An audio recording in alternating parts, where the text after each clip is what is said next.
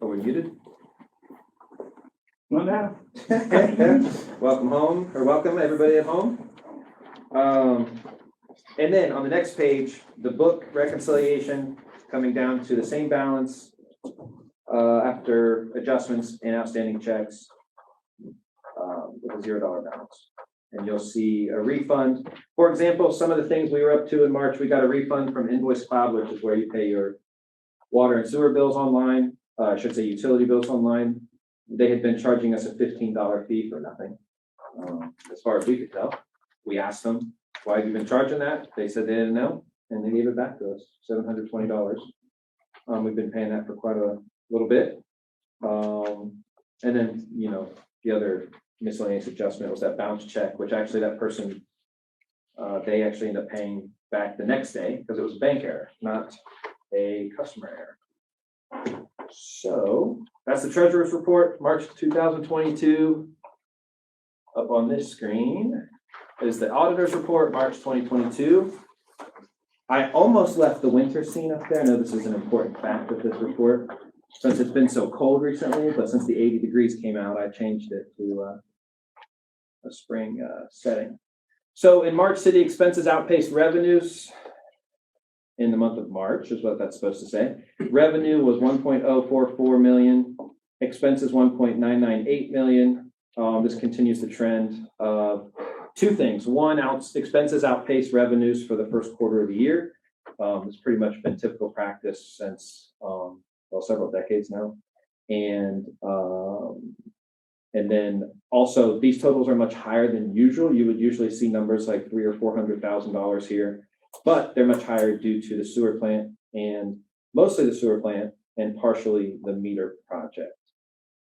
So busy at City Hall means busy in the books. Fund balances, you'll see here, this is all funds combined. General fund, our street funds, again in March. Capital fund, before anybody checks their blood pressure, it's waiting on $160,000 from AEP. So that will be back to its pretty much average of 200,000. Water fund, sewer fund, bold indicates that those are healthy funds, meaning they have about cash balance equal to 50% of their expected expenses this year.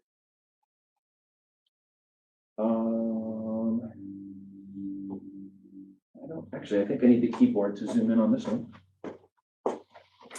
This is our statement of cash position. Oh, you know what? Nope, it's not going to let me. Well, this is in your email, but essentially for everybody, it just shows the income, the expenses, the cash balance here at the bottom. Nothing too particular of note in this. One noticeable thing is the Economic Development Fund creeping over 30,000 for the first time. We actually have some funds thanks to increasing tourism, and then compliance with the lodging tax. At the last meeting, it was noted that we've been missing the credit card activity statements. So I've tried to put this here into the report so everybody can see it. It shows the March activity, which includes a refund from Abbs software, which was due to Mr. Barber's work on getting back sales taxes they had charged, I believe. Yep, okay. And then you'll see the payments on the different credit cards. I'm sorry, the charges, and then the payment at the end of the month, which would of course been for the month before, not the month of, since they bill a month behind. You'll see things here like Microsoft, which is the citywide technology charges, Gulls, which was police uniforms, including Rocky Outdoor Gear Store. I believe this was an arson class, $250 for Mr. Barber or somebody over at the fire department. And what was this? It was a drain camera for the pool. So I think that's when you guys are looking for the leak. Yep. So there's our credit card report. NavTech checks the city's credit report. We actually do check that monthly because of past financial struggles. Is that general enough? Somebody stole from us, hurt our credit, and we check it monthly to make sure it's good. There's more specific for everybody. So there's our credit card report included with the auditor's report. I just want to finish up by saying income tax season is come and gone. It's too early to tell what it looks like as far as comparing to past years. Same thing with Q1 on budget. Property tax assessment deadline is passed. I think it's important to say this in a public meeting. We gave 30 days lawful notice on delinquent utility bills. And about 30% of folks paid those before the deadline. We waited an extra week in case of mail delays. So we actually will be assessing to the county prosecutor or county auditor delinquent utility bills this week. In a report on last year's assessments, 90% have been paid as of today, which is actually much higher than I expected, and I think Scott as well. So pretty good. The last thing was we got our adjustments from the auditors. Usually it's about $30,000 or $40,000 in years past. What that means is the auditors found transactions in the wrong funds, wrong lines, or just didn't find transactions posted at all, and they should have been. And our adjustments were $146. And I was really proud of that, and especially proud of Judy, who maintains a lot of control over that process and our new reconciliation process with the treasurers. So basically, it was just a few transpositions. And the rest of the year was perfect. So that's it. Any questions? Usually Greg's got one over there. I was ready. Thanks, That's Taylor. it. Thanks, everybody. All right.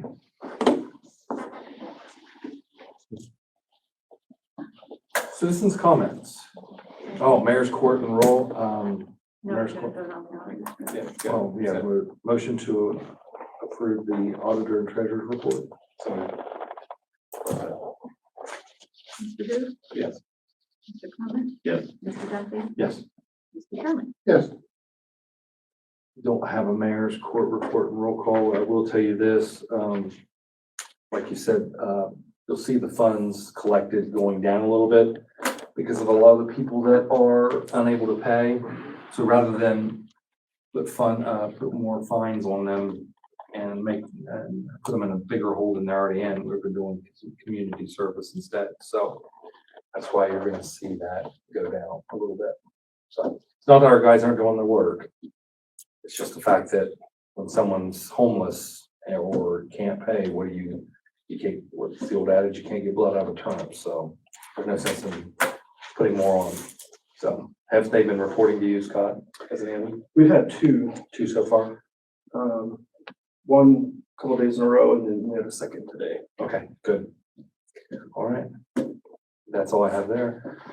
Citizens' comments. Do we have anybody that has any comments? How you doing? Good. I'm Ryan McGuire, 311 4th Street. I just have I see you guys saw my sign there. We brought your building. I'd just settle for somebody actually coming up and taking care of the property at 301 4th Street. I've mowed it twice this year so far. I really can't afford to keep taking care of my neighbor's property. I don't know who still owns the property. I don't know much about it, but there's a building in the back it's a dangerous structure, and as Dan can attest, I mean, it's dangerous. We've got people living in it, staying in it, people staying in the house, living in the house. Once again, this is 301 4th Street. You guys are more than welcome to come on up and see what the abandoned home looks like. Last year it was mowed one time by somebody other than volunteers. Myself and some people down the street had volunteered to mow the grass, take care of the grass. But I know if me and my neighbor can get out and mow our grass and keep the place looking nice, this man, whoever owns the property, should be able to stop and take care of his property. If not, I would hope that the city would step in and at least fine him, do whatever you got to do. But I would just ask that maybe something gets done and this property gets taken care of. Thank you. Thank you. So the new code enforcement officer starts Monday, so we can definitely get somebody on that for sure. The structure is falling down in the back, and it's a big building. It's a big building. It's not. it goes down, it's gonna encompass the whole alley, so. But yeah, it definitely needs to come down, but our code enforcement officer can take care of that when they Cool. start. Yeah. it's But yeah, the homeowner should be. Person that rents that Yeah, I house should be don't know if taking care Matt of still owns it, or I'm not that. real I sure. have not seen that photo anywhere, so. We've tried to get a hold of him too, and we can't get a hold of The owner. the last person I knew to own the property. So it's still owned by, Zachary. Matt Green. The taxes aren't even that far behind, so going through the, land bank doesn't seem feasible at this time. We can look at condemning it. I don't know if it meets the criteria without going up and looking at it. It's pretty bad. I can tell you that, it's a double-edged sword. How do I fight them for grass if you guys are mowing it? You know, Right. I just mowed the not front. being I just facetious. mowed the front, so if you Right, right. if you can just go get him for the backyard, I'd be happy. Sure. So I got it on the radar. I just, looking it up here to see what we can and can't do. And, Yeah, if nothing else, I mean, there's a house right behind me in the alley. Chief Fitch probably knows about it, but they're pretty busy at nights, and I know there's people in and out of there all the time. Sure. And I know there's people that stand in the empty building, and I've heard last that somebody's actually standing in the house Okay. on the opposite side that I live on. So it's a duplex. So I wouldn't know if they were living there or not, but the back door's kicked in, as far as I know. We can get up there and take a look at it So- and see what we can do with it. Yeah, I appreciate it. Thank you. Thank you. Thanks. Any more citizens' comments? Okay, moving on to business and organizational comments. We have Miss Katie Fox. The Hive's goals. Floor is yours. No pressure. Alright, so I'm Katie Cox, I'm from Integrated Services, and I direct the Hive over here off the square. And I had just talked to Scott about, coming and visiting with you all and just kind of explaining a little bit about what the Hive does, how we do it, why we do it, and that kind of thing, just to kind of, give some community just understanding, about what we're trying to accomplish over at the Hive. That has changed a little bit, and we moved into a new space in June. You've seen it, it's beautiful. So yeah, just one of my goals coming into this position was just to kind of, like I said, build some understanding. So what we are is a free drop-in center, for kids. It was kindergarten through 12th grade, but it's soon to be changing to first grade through 12th grade. And basically it's just a safe place for kids to spend time after school and anytime that school is not in session, like spring break, snow days, summertime, with supervision from safe adults. So we're in our new space over where it used to be Wilson's Camera Studio, because the agency got a grant from Mental Health and Addiction Services. And I would love to invite you guys all to just stop by and check it out. Like I said, it's beautiful. We have a nice big art space.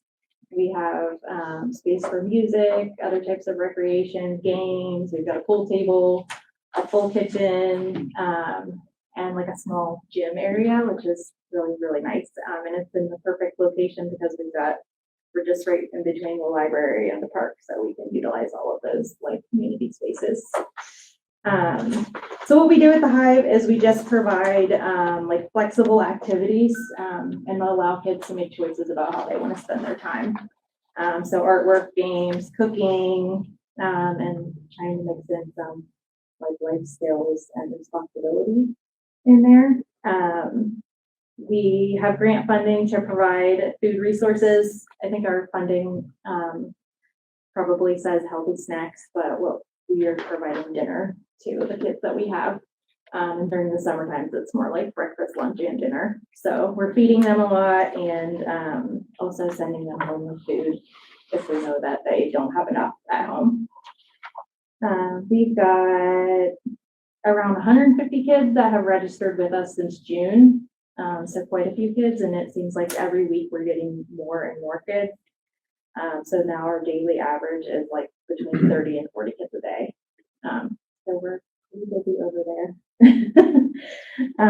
But we have a lot of fun, and a lot of the kids have, like special talents, and we try to recognize the things that they're interested in. So it's always, the space is always changing depending on what kids we have and what they're into and how they want to spend their time. So it can look different every day. We partner closely with the library, and I think that was kind of the idea behind starting the Hive, was that the library was kind of exploding with all of these kids that didn't have anything to do. And so then they kind of transitioned over to the Hive, so they could kind of go back and forth between the library, and we can kind of work with the librarians if we have kids that we haven't seen in a while to make sure that they're doing okay and whatnot. So we've been, since June, kind of collecting some data on the kids that we have coming to the Hive. I would say most of them are living below poverty level. And almost half of them have at least one parent with a substance use disorder. So a lot of kids that don't have a lot of guidance in their life. Many of them are in kinship care, so they're living with a grandparent or an aunt or an uncle or someone else besides their parent is raising them. So that's a lot of the kids that we have coming to us. So in the packet that I gave you, I attached something that we use, which is called an ACEs screening. And ACEs are adverse childhood experiences. So a lot of the things that you'll see on those screenings those are things that the kids that we have at the Hive are facing in their everyday lives. So what we know about ACEs is that the more ACEs that a child has, the more likely they are to have poor health outcomes. So like things like depression and anxiety, or even like asthma, cancer, and then of course like smoking, drinking, drug abuse. All of those experiences are linked to those things. But what we also know is that protective factors can prevent these adverse health outcomes. And the leading protective factor is like a healthy relationship with a healthy adult. Just some caring adult in a child's life can build resiliency against these things that they're experiencing. So that's really the goal behind the Hive, is to provide these kids with good role models and just a safe place to be. We do have showers and laundry, so that's something really cool that we've been able to offer to these kids and their families. Like if their water gets shut off, or they're just really struggling to make ends meet, they can arrange with us to utilize that stuff. And then we can also connect the families to other resources depending on what their needs are, like mental health services, housing, parenting support. We just did like a 3-session parenting program. We had 16 parents come for like a 2 or 3 hour session. So that was really cool to see. We kind of set up in that back area behind the Hive at the picnic tables, and the kids played in the park, and the parents hung out and got to know each other. So that was something really kind of cool that we did. We're doing a preschool playtime once a week. That's just like open playtime where parents can bring little ones that aren't old enough to join us at the Hive. The kids are able to access the city pool in the summertime, hopefully, because we get some grant dollars through the Rocky Community Improvement Fund. So we're able to help them get into the pool and then also supervise them when they're at the pool, so they're not over there without someone watching. And then the last thing that we've kind of started to implement is a work program. So we have, and you can see it on our Facebook page, it's kind of cool. It's a job board because we want the kids to treat the Hive like their home and take care of it and take responsibility for the space. So they're doing the laundry, they're loading the dishwasher, they're sweeping, mopping, wiping off tables, all that stuff. And then they get like $5. And then on Fridays we have payday, so they get their little paycheck, and then they shop for toys and stuff, goodies.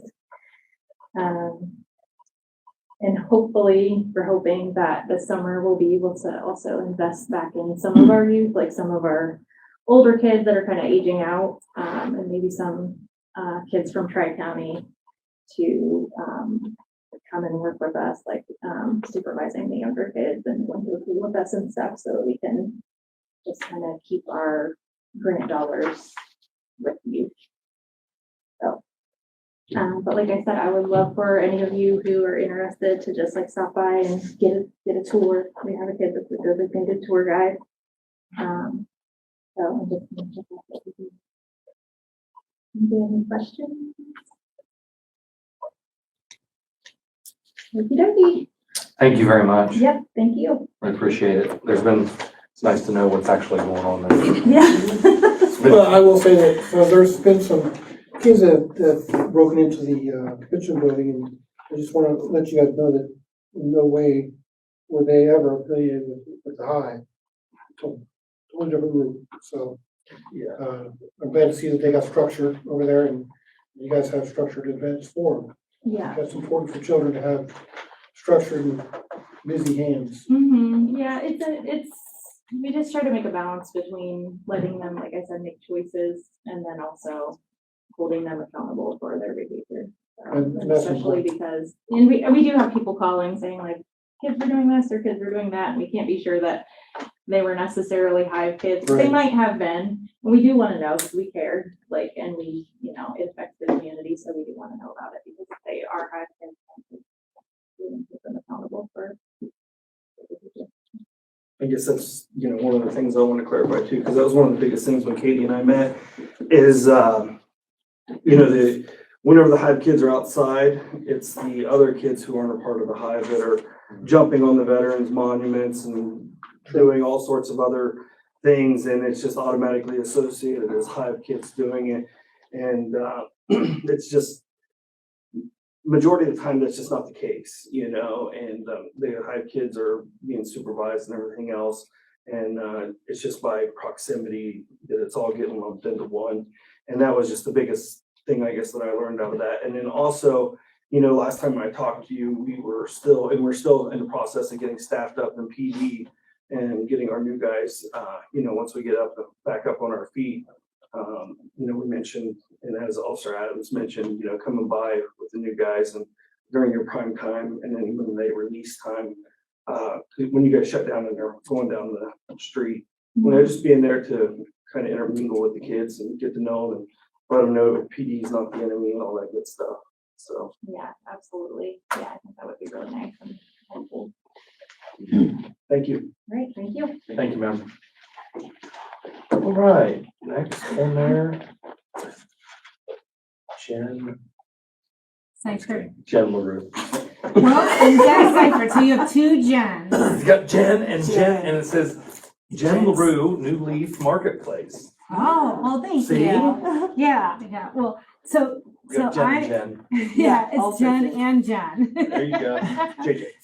Just to make it more confusing for everybody, or good, just say, hey, Jen. Hey, Jen. Yeah. So I'm Jen LaRue, and I had Nelsonville Emporium, and many of you could probably remember it being on the square. And pre-pandemic, I had a hard time with the 12 employees I had and trying to build up over 19 years of work, and seeing the people who were in our community and how much help they needed, whether it be just a safe place, some food, clothing, warm shelter, a restroom. And I'm so glad of all the things that are happening for people who work together and find the different areas that people can focus on to help better each area as they grow. Because we all know that it takes every part of our community to better it. Yeah, thanks, Katie. But I used to see those kids, from the time they were grown, and you guys have seen them around here. And as a small business, I worked really hard to find a way to make it happen and change. So I was looking for a nonprofit who had strong beliefs and convictions that could work together with this program. And through an Ohio Arts Council grant and through some programs with the Lights and Sea program at Ohio University, I was linked with Jen Seifert, which is Survivor Advocacy Outreach Program. And Jen can present to you. I now work with New Leaf Marketplace. We have become New Leaf Marketplace, but this is the start of what is a part of what your program already was, but a new enterprise in it. And so you probably could share what all these things are. Yeah. Hi. The floor is yours. Thank you so much. So my name's Jen Seifert, and I'm the Executive Director of the Survivor Advocacy Outreach Program. And I've prepared a PowerPoint, and we can just kind of flip through really briefly. I know you all had an opportunity to look at it, but I wanted to talk a little bit about what informed New Leaf broadly, and then talk a little bit about how we are bringing this idea to fruition, not just in Nelsonville, but several other communities across Southeast Ohio. So more broadly, our organization, the Survivor Advocacy Outreach Program, we believe that everyone has a right to a healthy life free of sexual violence. And so what that means is we work with individuals and communities to educate them about what is a healthy relationship. And if you're not in one, how do we help empower you to enact the change that you want to see in your life or in the community more broadly? And so at our core, we're an organization that's dedicated to the prevention of and healing from sexual violence, domestic violence, human trafficking, and stalking. And so when you look at the second page here, this talks a little bit about the different programs that we've had. So our organization's logo is a leaf, a tree. And that symbolism is important to us because trees are strong, they're resilient, but they also change. But that doesn't mean that, it's necessarily bad. It just means that there's ebbs and flows, and, a tree can lose a limb, but it can still kind of carry on. And so our very kind of core services that we've been providing since 2013 is what we call our replanting, our crisis intervention. So going with the tree metaphor, when you experience violence, it's like being uprooted. You're disconnected from your support network, from people that support you. And so our replanting is just that, right? We're like stabilizing you. We're kind of putting you back in the ground and restabilizing you. But we realized, as anyone who's been in crisis intervention, that you're just like, is this all there is, right? There's got to be more. There's got to be better ways that we can help folks. And so that's when we developed what we call our Restoring Roots program, which is a community-based intervention where we have advocates all across our 9-county service area doing long-term intervention. So it's not just getting that CPO with a survivor, it's saying, what is keeping you vulnerable? And how do we address those things? So we would do interventions with employers and just a lot of outside of what you might typically think of survivor advocacy. But then the pandemic came along, and like many of you, we just saw these social support systems just completely crumble around individuals. And we're serving pretty consistently 300 to 400% more survivors in pandemic months than we were pre-pandemic. So that gives you a sense of the intensity of the amount of the uptick in violence that we see. And I'm sure PD can tell you a little bit about how that's unfolding. So we were like, well, what does it look like to prevent this violence before it ever happens in the first place, right? And that's where we came up with New Leaf.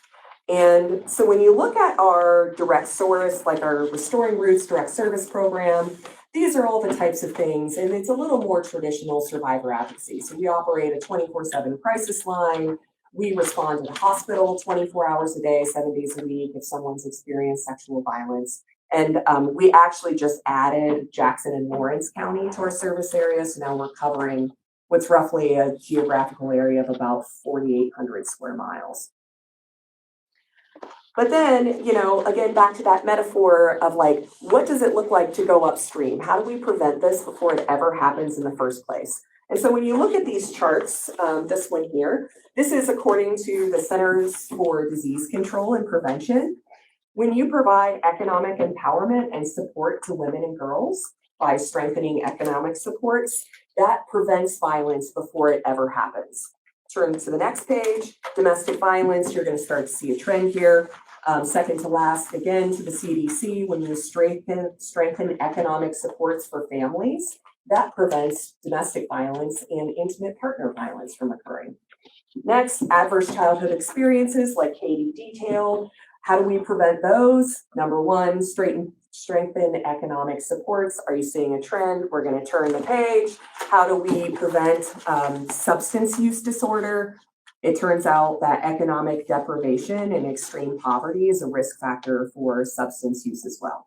So when we said, okay, well, we serve all of these people, all of these folks, so it seems like the economic empowerment piece is important. So we need a workforce development site. But what needs to be working for people to show up and be productive employees, right? They have to have good housing that they don't think they're going to get evicted from. They have to have childcare.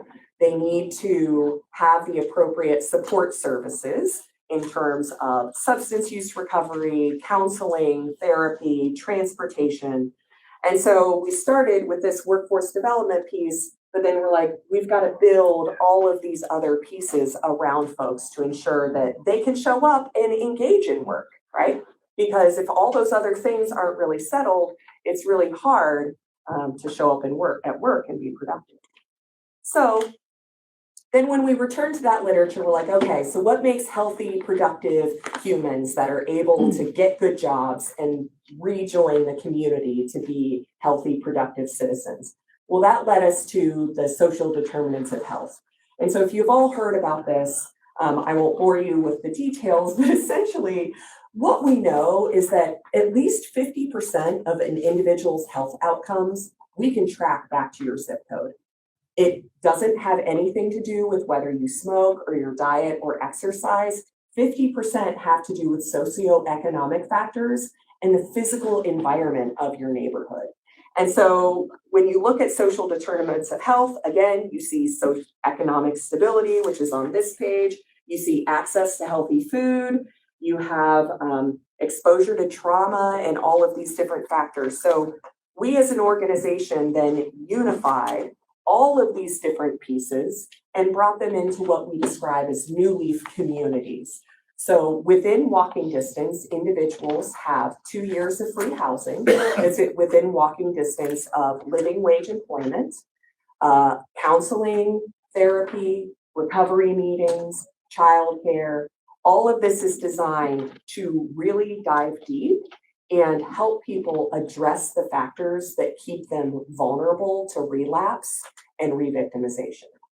And so Nelsonville was actually our first new leaf community. For all of you that have been here for a while, we actually relocated our main administrative office to West Washington Street, and that was May 2021. But before we moved up here, we engaged in approximately $250,000 of renovations of that building. So if anybody wants to come in and take a look, we removed the drop ceiling. It's like huge open ceilings, open the windows back up. So anyone who wants to come in and look at our facility, Dan's been in there a million times, neighbors. Just kind Yeah, right. of a neighborhood fixture. Yeah, you know, he's around, he does things. But then Jen and I met in the alley of the back alley, because we share an alley, right? Because the back of our building is pretty much the same as the back of hers. And then you talked about it like it was almost like peanut butter and jelly, or the Reese's. It's the Reese's peanut butter cup story. Yeah, where I had chocolate, she had peanut butter. Yeah. And we were just like, we're looking for an enterprise. And she's like, oh, I'm looking for a nonprofit partner. And from there, it just solidified. So Nelsonville is our proof of concept of the first New Leaf kind of community. And so when you look at the New Leaf matriculation process, so this is an important thing to focus on, because I have heard some concerns, which if you aren't intimately connected with our organization, you couldn't possibly know this, right? But how folks enter into our program is it's through a referral from a service provider. And the reason that we do that is because we have to ensure that this person is in an appropriate place in their recovery or their survivorship, that an independent community-based program such as this one will be safe, not just for them, but their neighbors and the other individuals in the community. So we only take folks in our program that have been working, say they've been in a residential treatment facility for 6-8 months and they've been sober the whole time. Or we'll take a referral from Southeast Ohio Legal Services. They're finalizing the divorce and custody, and this person has a CPO. So then we can be reasonably sure that if they're out in the community and not in a confidential shelter like my sister's place, that they'll be safe. So then, you know, they're with us for 2 years, up to 2 years. But through that time, we are doing workforce development assessments with them. Some are already enrolling in Hocking College to get a 2-year degree. We pair them with in-demand living wage employment opportunities and help them get to what that looks like. Because the vision is we want to graduate our new leaf folks into a better situation than the one that they were in. So we are in the final stages. This is still, I guess it's kind of on the record. And if you've read any of the media articles recently about the New Leaf project, we're in the final stages of a non-competitive $5 million investment from the Ohio Department of Development to complete our New Leaf Nelsonville community, which includes the addition of a child care facility, which I'll return to in just a second.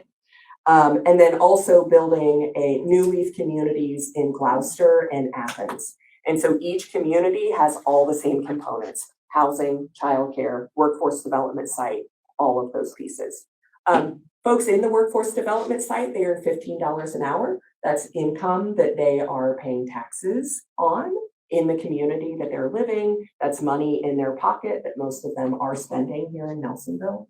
So it's additive, not just to them as individuals, but to the community more broadly. So, our child care facility, and then here on this last page, these are all of the different community partners that we're working with. Most of these individuals, we have formal contracts or MOUs with. We're partnering on workforce development, on program delivery.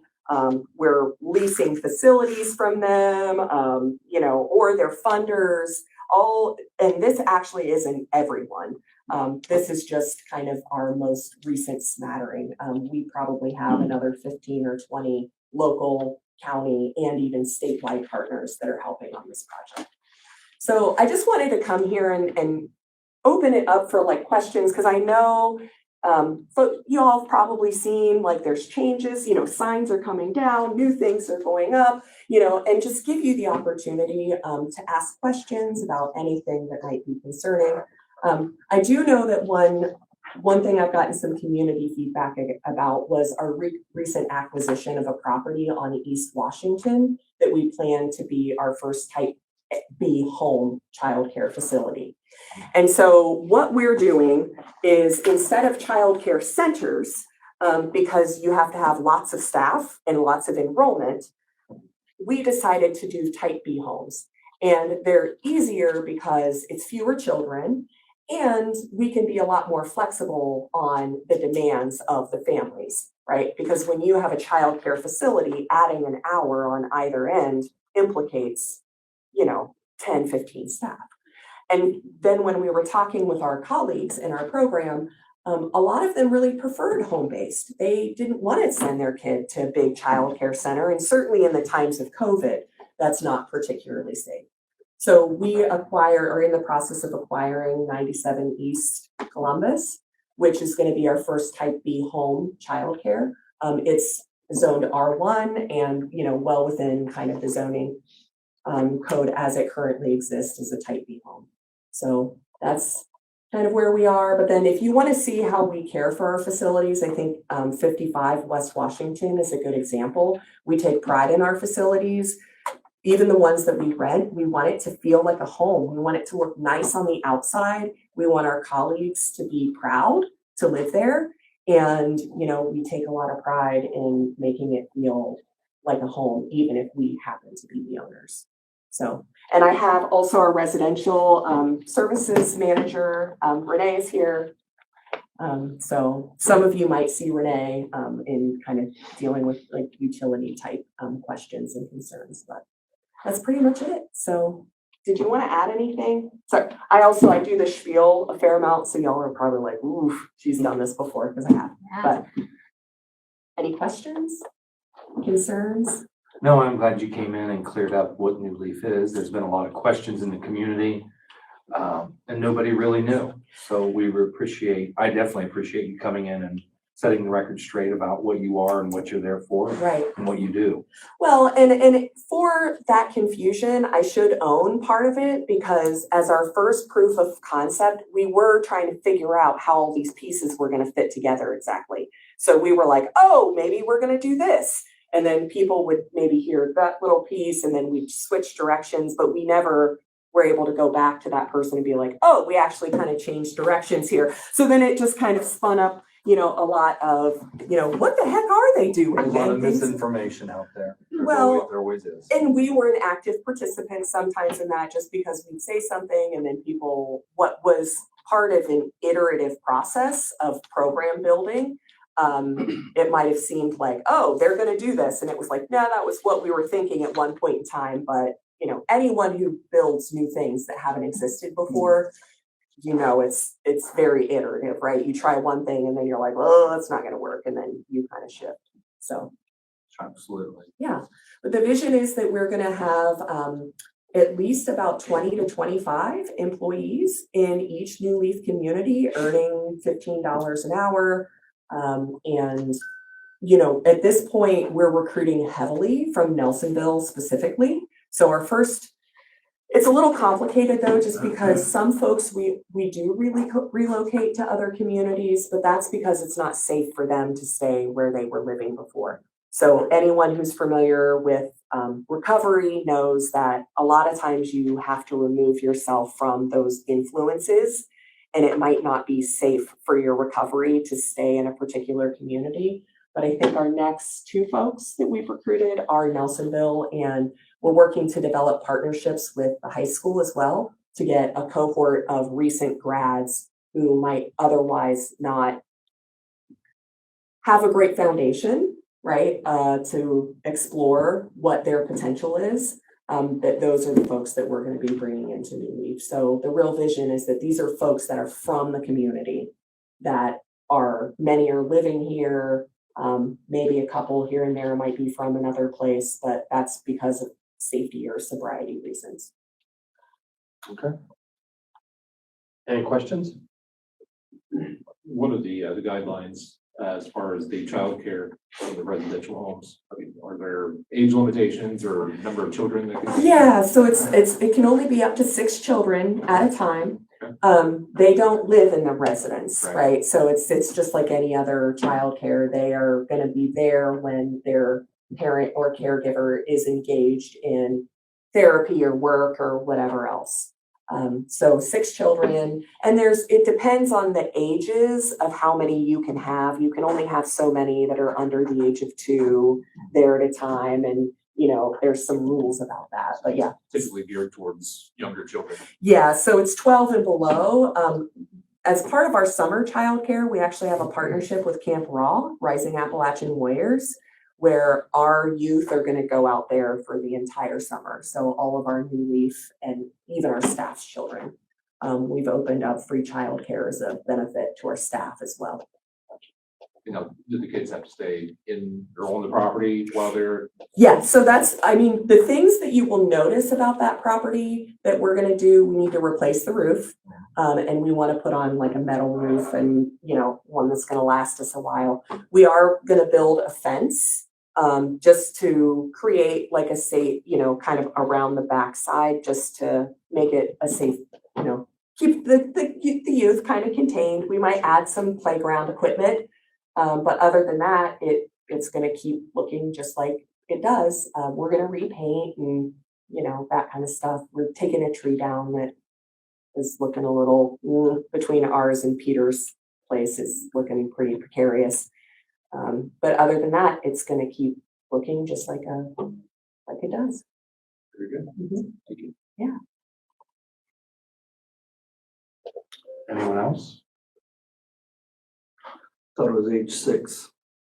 When I was scanning very quickly, but I don't remember off the top of my head.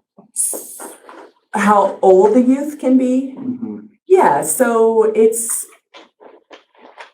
I'm gonna have to look again. It's all in the JFS.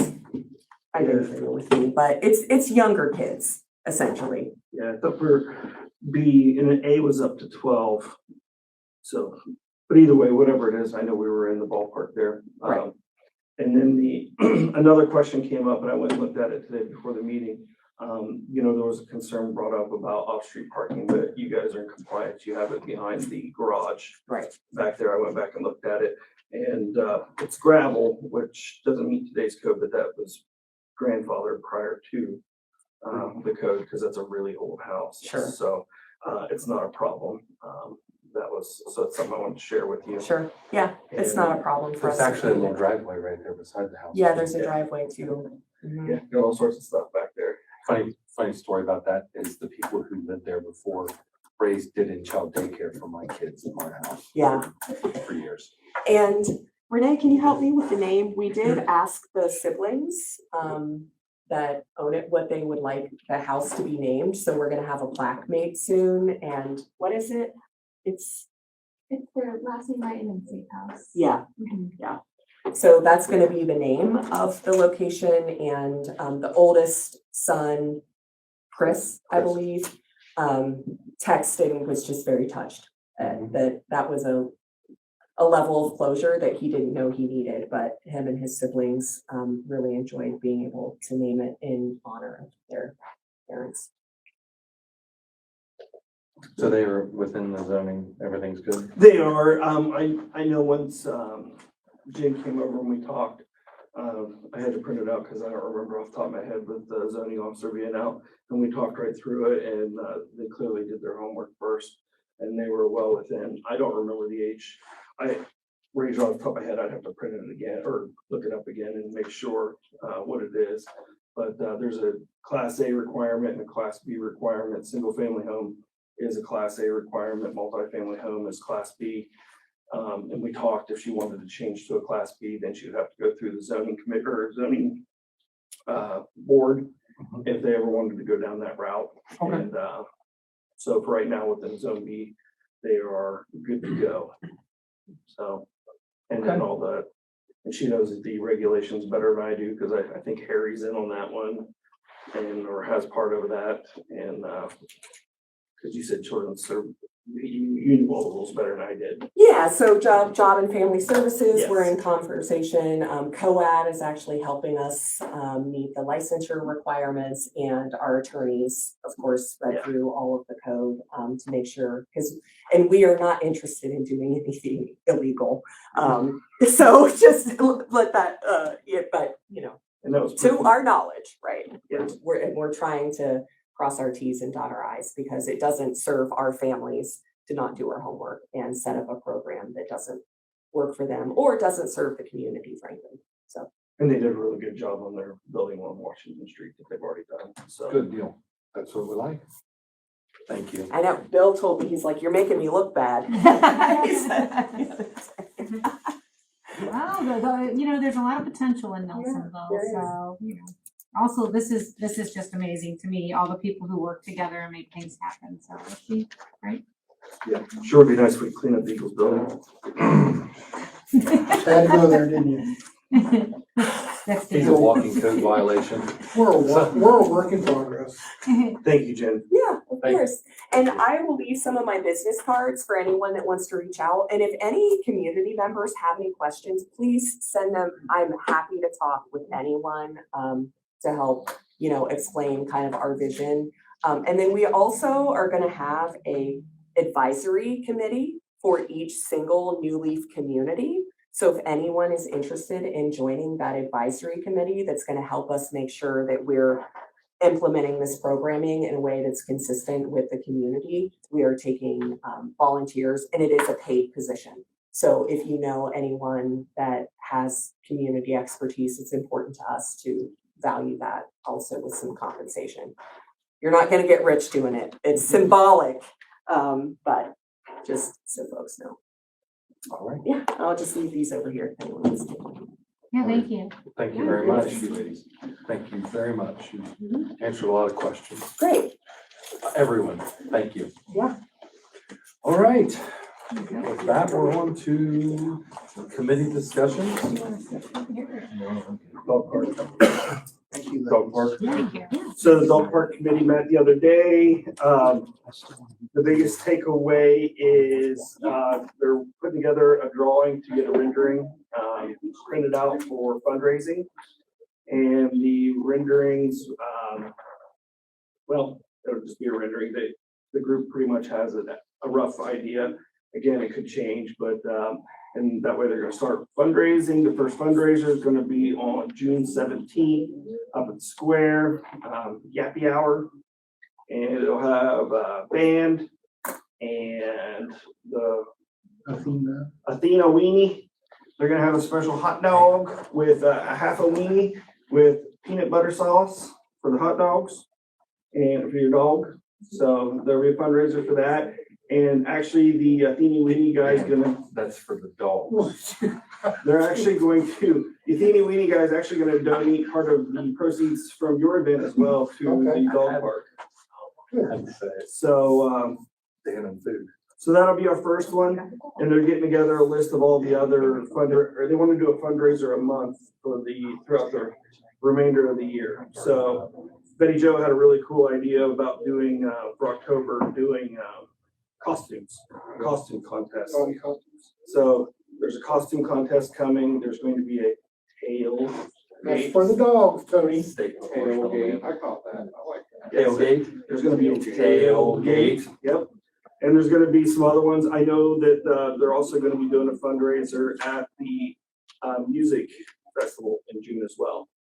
So, they're gonna have a table out there and probably switch a dog in and out just because it's gonna be hot out there, but so they're starting to raise funds to get their seed money together and, gonna start applying for grants. I believe this fall is when they're gonna start on the grant cycle. Great. Good news. Anyone else? Okay. Oh, you want to do this here? Yeah, Corey needs a judiciary meeting. Yeah, that's my style. I'm available Thursday. I think he said that too. Yeah, Wednesday he's not, so Thursday works. Thursday at 7:00. Sounds like a plan. Judiciary meeting. All right, department updates. Mr. Barber? It's not his night. It's not his night. Oh, Apparently it's been his who month. is that guy? You're stuck with Who is that guy? Have you seen him before? Good evening, council. Welcome. And welcome to you, sir. Just don't give us the mileage from 2013. Oh. So this month we've driven Oh. city manager crazy. True.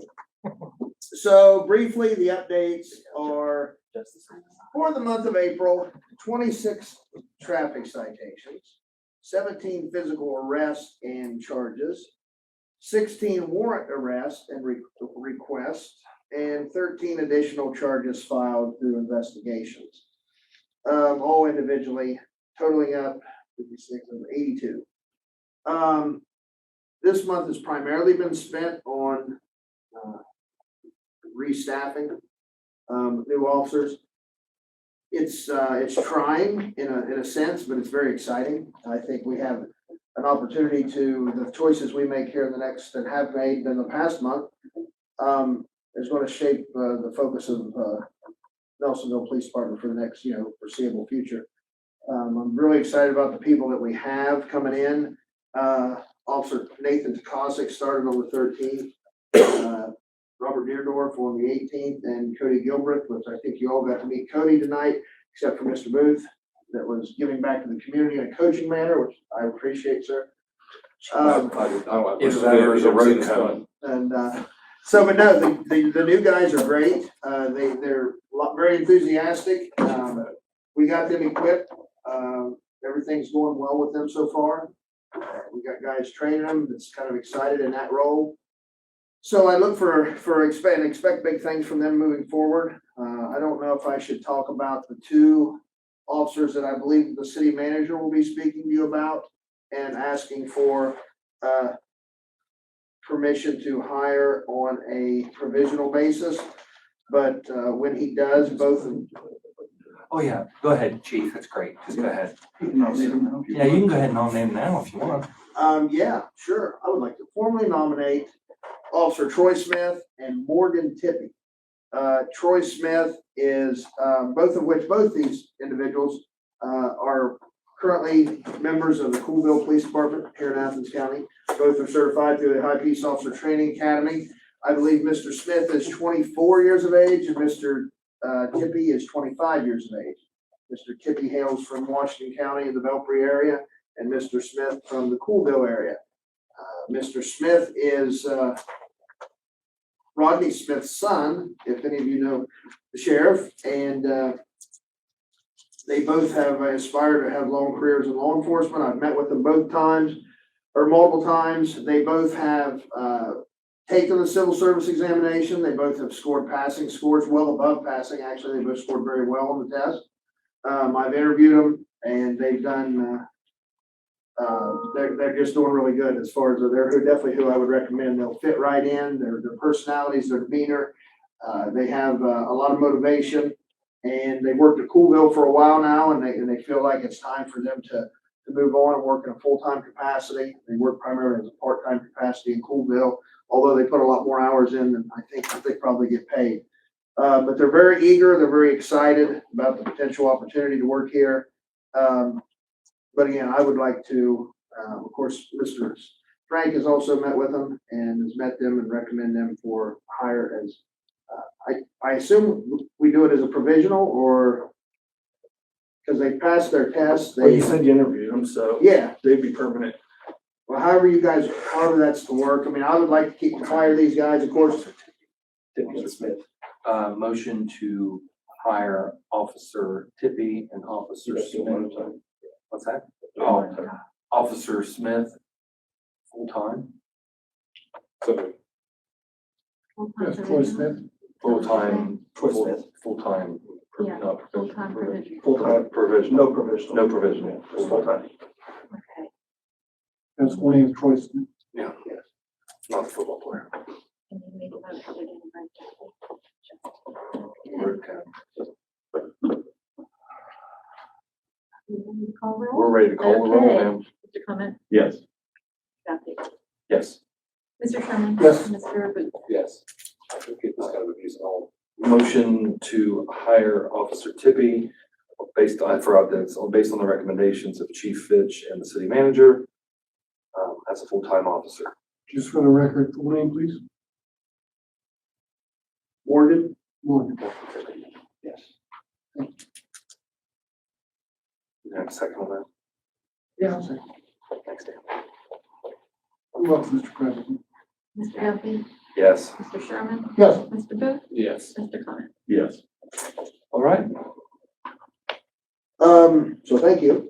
But like again, everything is moving forward, getting everybody equipped, getting everybody in their uniforms, and equipment. Definitely gonna take a different look. We're gonna have a different face to us, but it's gonna be a really good one. I'm really excited about the new renovated attitude and things that's going on over there. So I think we're doing well with local, doing well with the city. We have had, and I spoke with Jen. There has been some issues here with juveniles and committing some crimes here lately. We've got multiple charges against juveniles for relatively severe offenses that's occurred here lately. Damaging things, none of which were affiliated with the Hive, for the record. But there's the two, if I would say they were ringleaders, because they're juveniles, I won't mention their names, but both 114, 115-year-old, and they're the two kind of ringleaders of the bunch, at least from what I can see and what I've been told by the community, both of which I've spoken with probation officers, and we got court hearings coming up in front of Judge Saunders. So we're really trying to encourage the public to call us when they see these things, as opposed to a lot of times when there's kids, they don't call the next day. They tell us, boy, I almost called you guys last night. We encourage them to call because we want to get a handle on this before summer hits. But the warm weather obviously brings out a different clientele. So that's really all I can think of right now for anybody. You guys have any questions? Damaged basketball courts, Gold Park. The electric. Oh, you found out who that was? Oh, yeah, I got it on video. Nice. Was it the same bunch of throwing rocks at New Elkside down there? Or did you hear about that? Same kind, yes, same bunch. I heard about that the next day. There's kind of two small factions and they come together and then they go apart, but there's two primary ringleaders, both of which has multiple charges pending in juvenile court. Pretty close from what I hear. Yeah, very much. They're intimidating some citizens and things like that, and there's things we're not gonna tolerate. Good. So any other questions? Why are you looking at me? Oh, yeah, about my policy program. How are you doing? Oh, yes, to update everybody on Lexapol, it is, it's a very tedious and time-consuming process, but, trust me when I tell you, you can appreciate that we are getting our money's worth. Because I'm spending on average,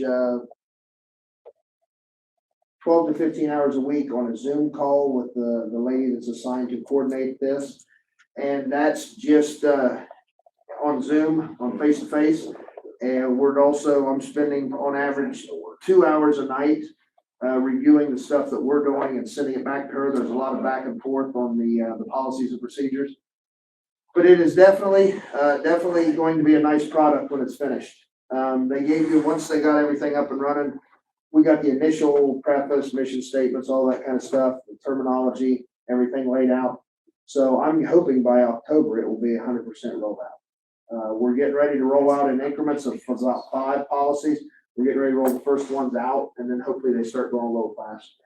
But it's definitely a very time-consuming process, but we're so far behind. Once we finally get it done, I think it's going to be really nice. And it's definitely going to reduce some liability on the city and the police department. I'm confident in it. Okay, how about the GPSs on the vehicles? How's that going? It's not really going. T-Mobile was a huge fail, which the city manager recommended to me. And it didn't work out. It was really bad. It was bad. The guy just wouldn't call us back. He was terrible. So Verizon, Comes Scott speech. they canceled on 2 appointments. So Because bad too. yeah, they're not open, but at least they call us and let us know. We're trying to get an appointment with Verizon.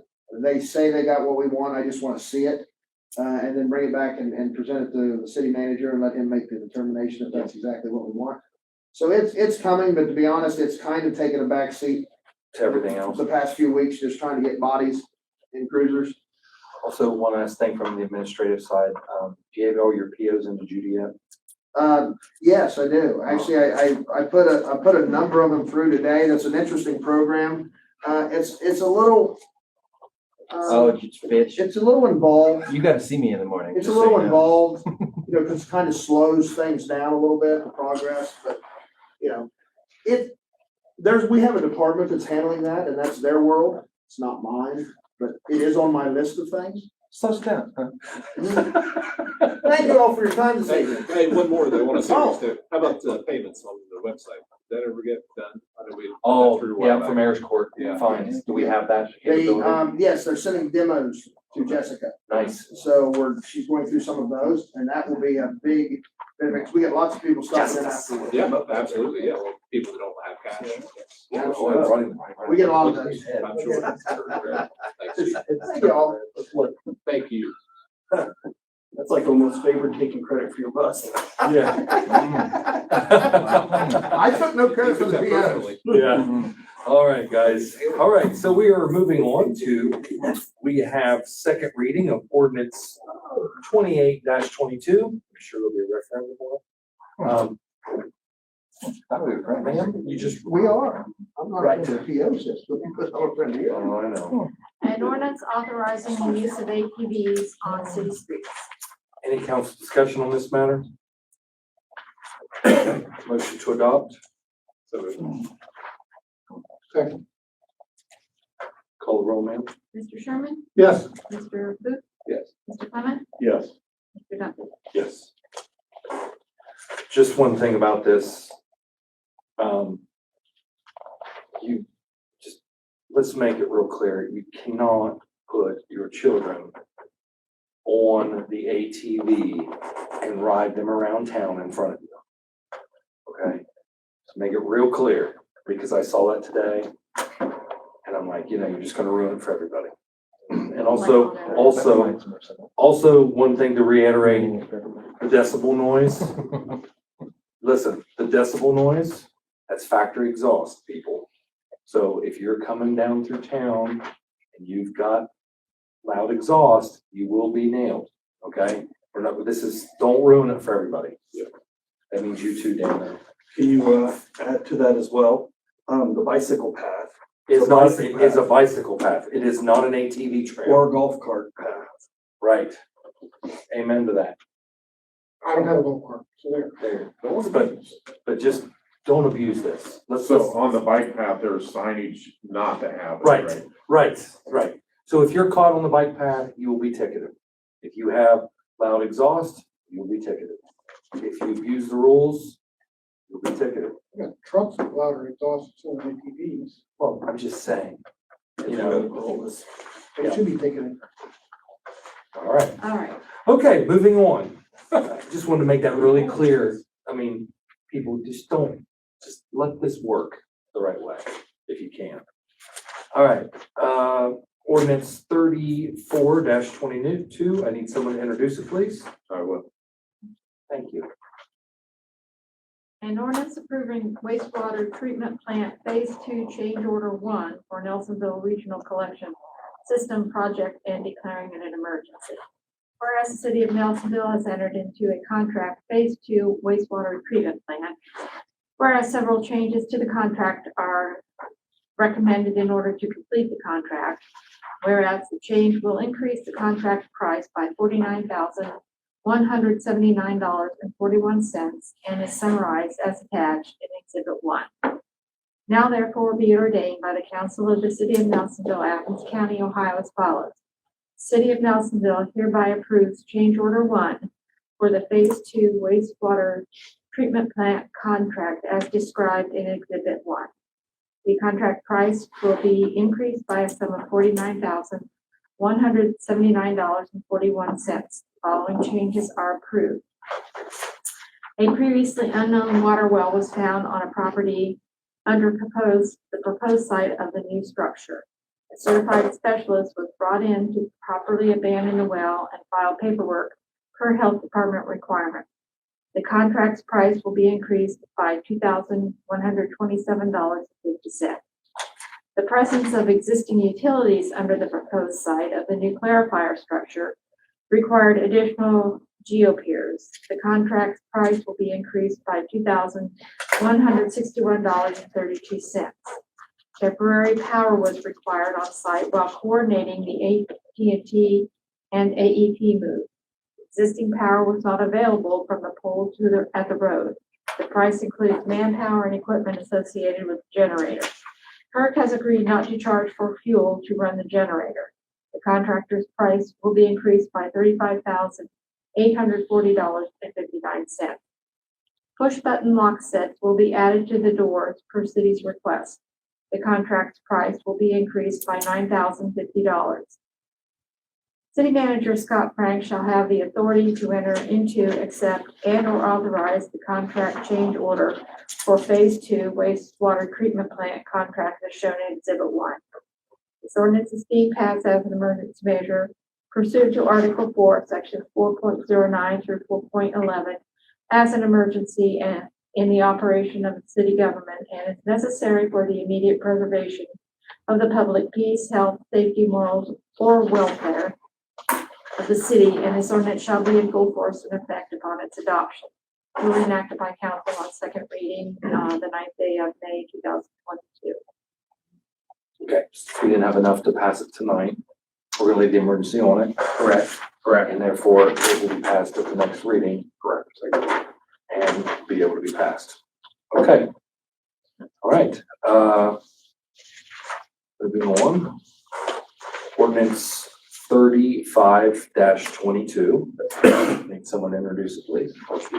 Thanks, Joseph. An ordinance prohibiting the conveyance of tobacco onto or into the premises of the Southeastern Ohio Regional Jail and declaring an emergency. Whereas the city of Nelsonville has been made aware that the conveyance of tobacco to inmates in the Southeastern Ohio Jail has created security problems for the jail.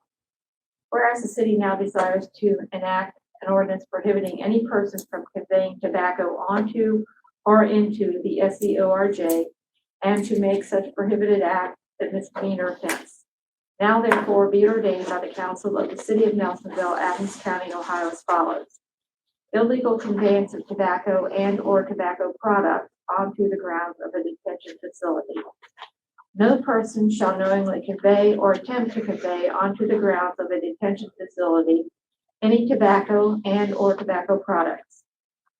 Division A of this section does not apply to any person who conveys or attempts to convey an item onto the grounds of a detention facility pursuant to the written authorization of the person in charge of the detention facility or the institution and in accordance with the written rules of the detention facility or the institution. No person shall knowingly deliver or attempt to deliver to any person who is confined in a detention facility any tobacco and or tobacco products. Whoever violates Division A of this section or commits a violation of Division C of this section is guilty of illegal conveyance of tobacco and or tobacco products onto the grounds of a detention facility, a misdemeanor of the first degree. The court shall sentence person found guilty of this ordinance. The court shall sentence person found guilty of this ordinance shall sentence the offender to all of the following: a mandatory minimum jail term of 3 days. If the court imposes a mandatory 3-day jail term under this division, the court may impose a jail term in addition to that term, provided that in no case shall the cumulative jail term imposed for the offense exceed 6 months, and a fine of not less than $250 and not more than $1,000. The mandatory minimum jail days expenses required by conviction shall be covered by the detention facility. Any jail days over the mandatory minimum sentence shall be at the city's expense.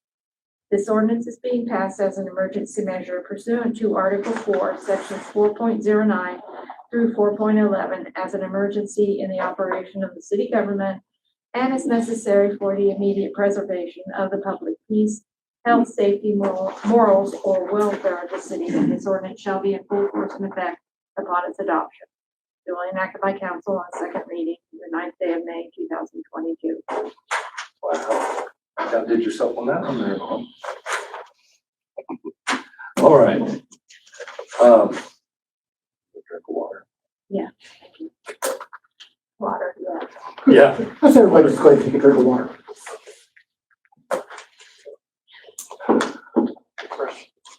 All right.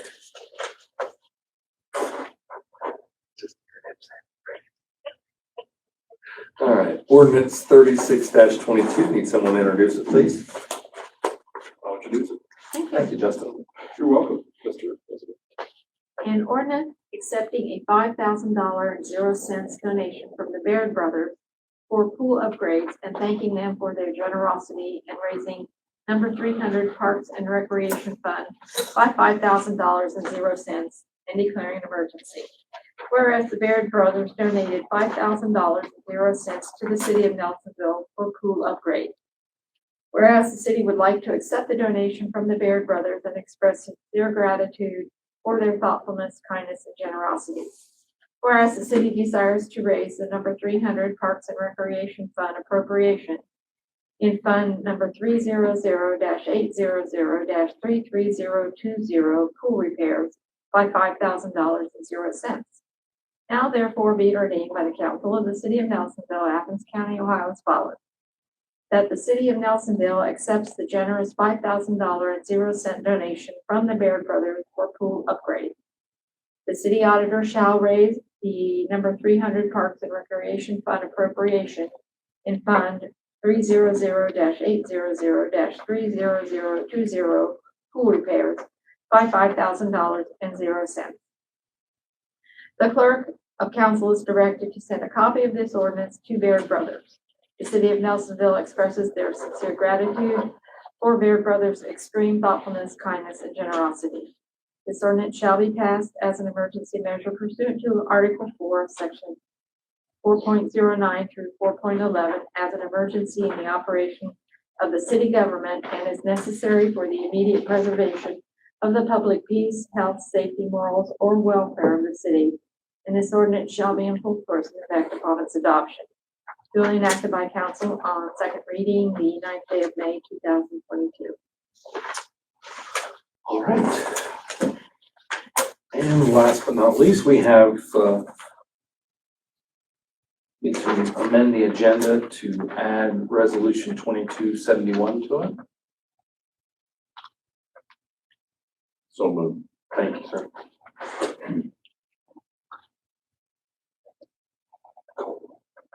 Second. I think we're at Mr. Booth, Yes. Mr. Clement, Yes.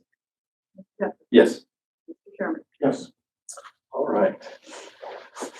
Resolution 2271. Did someone introduce it? Let's use it. Thank you. You're welcome.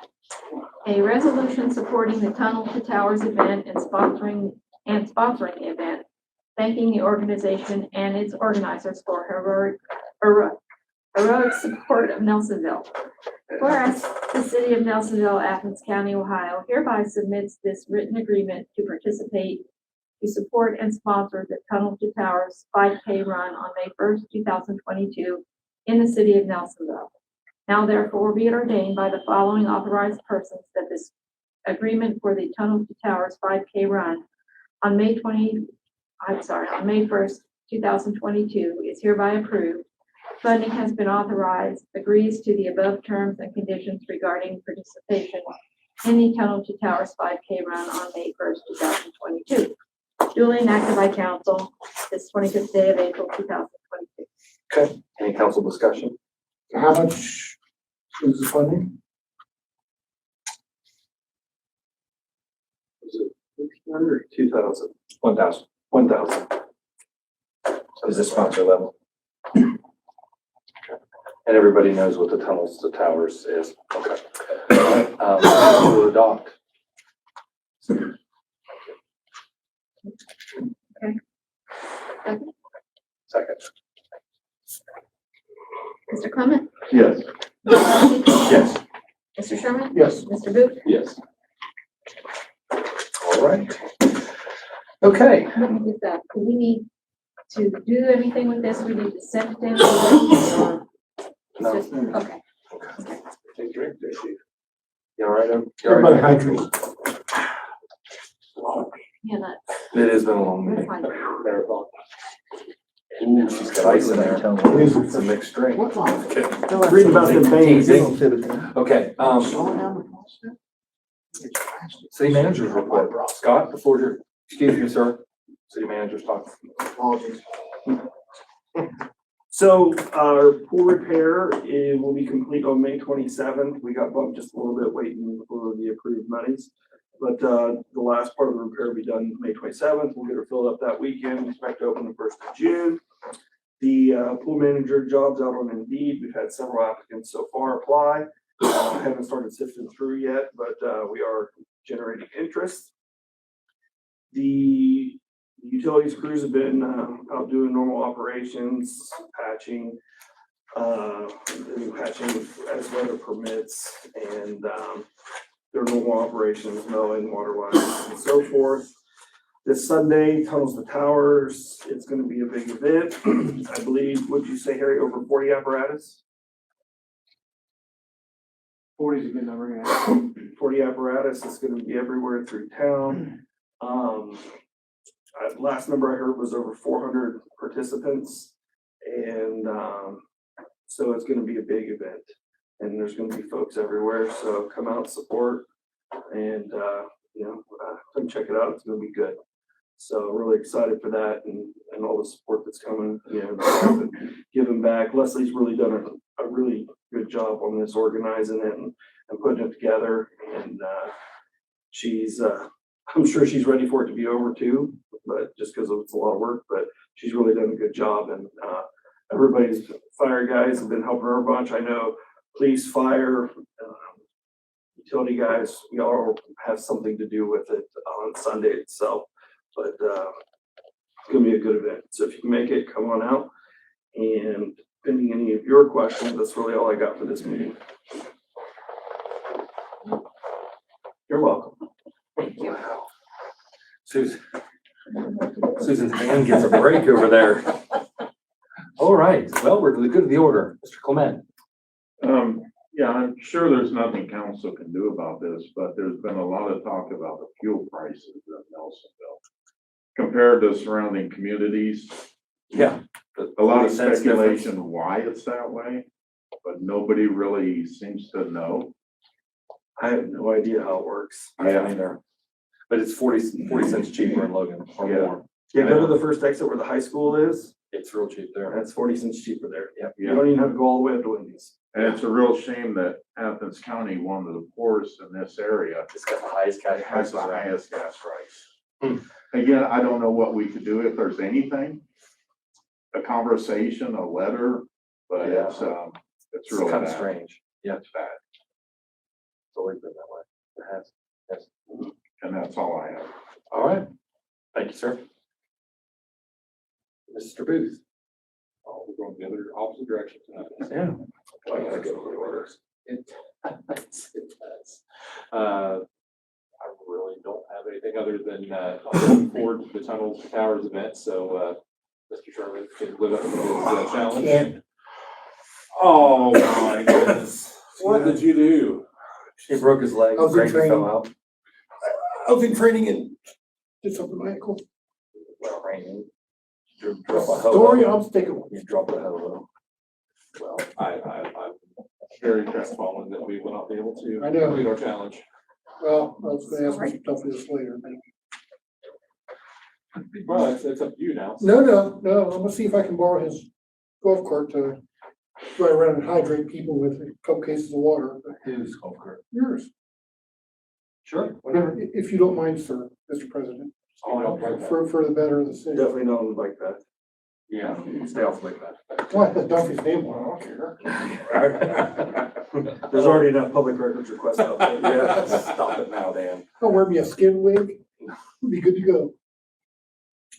All right, it's my turn. Okay, Easy. I gotta stop there. All right.